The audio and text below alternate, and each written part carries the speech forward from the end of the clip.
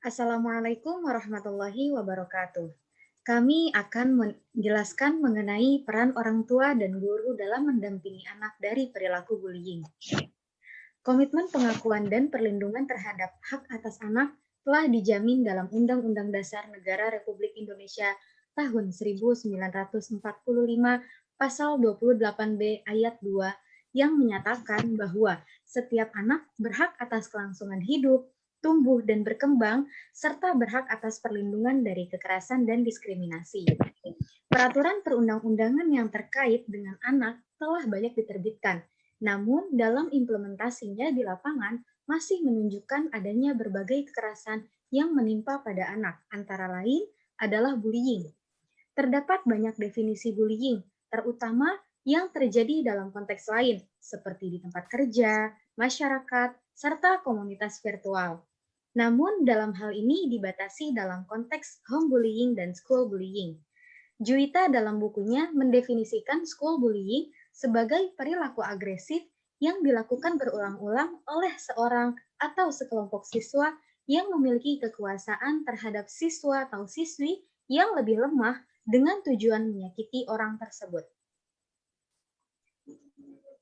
Kasus bullying yang kerap terjadi dalam dunia pendidikan di Indonesia kian memprihatinkan, sehingga diperlukan perhatian khusus dari segi peran orang tua di rumah dan guru di sekolah.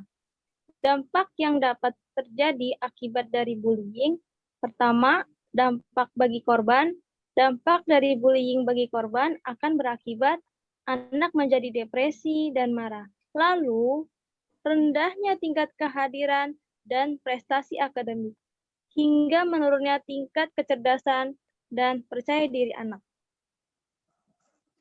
Oke, selanjutnya yaitu yang kedua, dampak bagi pelaku.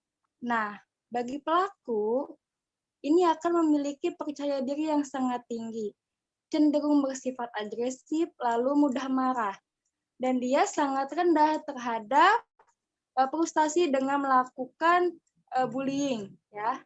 Nah, apabila bullying ini tidak cepat diatasi, maka ini akan membentuk sebuah karakter, yaitu membentuk kekerasan terhadap anak, bahkan perilaku kriminal lainnya.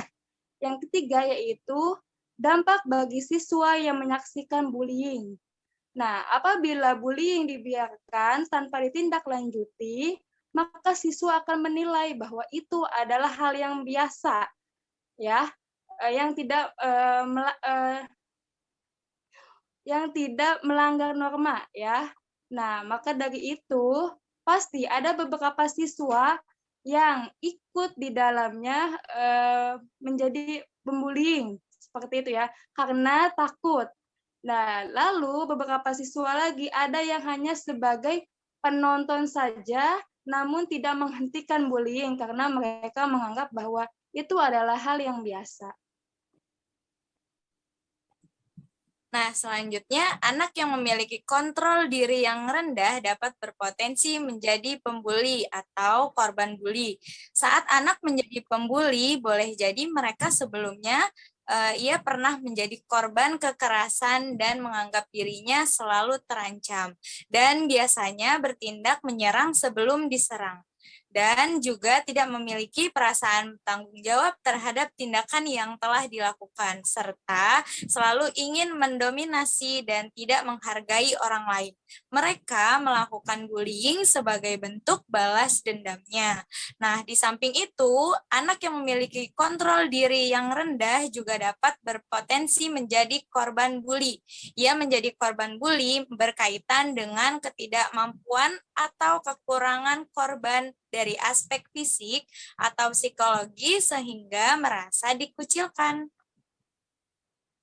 Adapun permasalahan sebab akibat dari perilaku bullying, yaitu pada anak sekolah atau anak siswa, diantaranya keluarga yang permisif, yang kurang mampu mengasuh dan memberikan contoh yang baik kepada seorang anak itu, dan juga pengontrolan yang kurang, sehingga anak itu berperilaku yang kurang terkontrol. Dan juga sekolah dan begitu juga sekolah dan lingkungannya. Maka dari itu, pihak sekolah dan juga keluarga harus mempererat kerjasama untuk mendapatkan hasil yang maksimal.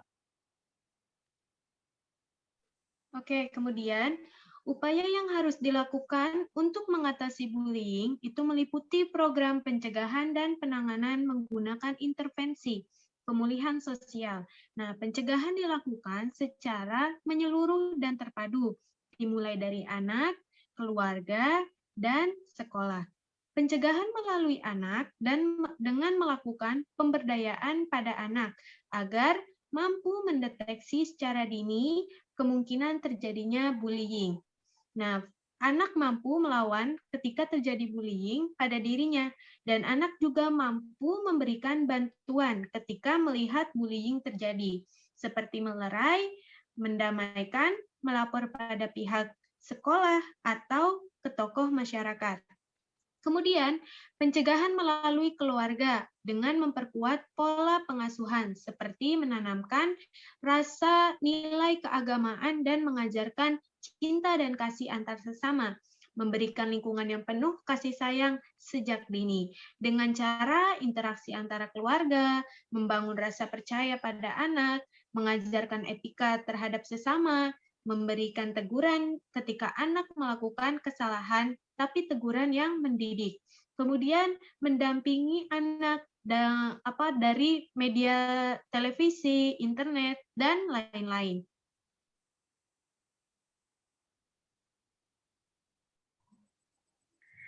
Lalu yang terakhir, pencegahan melalui sekolah. Upaya-upaya pencegahan yang dapat dilakukan melalui sekolah seperti merancang dan membuat desain program pencegahan yang berisikan pesan kepada murid bahwa perilaku bully tidak diterima di sekolah, dan membuat kebijakan anti-bullying, membangun komunikasi efektif antara guru dan murid, diskusi dan ceramah mengenai perilaku bully di sekolah, menciptakan suasana lingkungan sekolah yang aman, nyaman, dan kondusif, menyediakan bantuan kepada murid yang menjadi korban bully, serta melakukan pertemuan berkala dengan orang tua atau komite sekolah. Sekian penjelasan dari kami. Wassalamualaikum warahmatullahi wabarakatuh.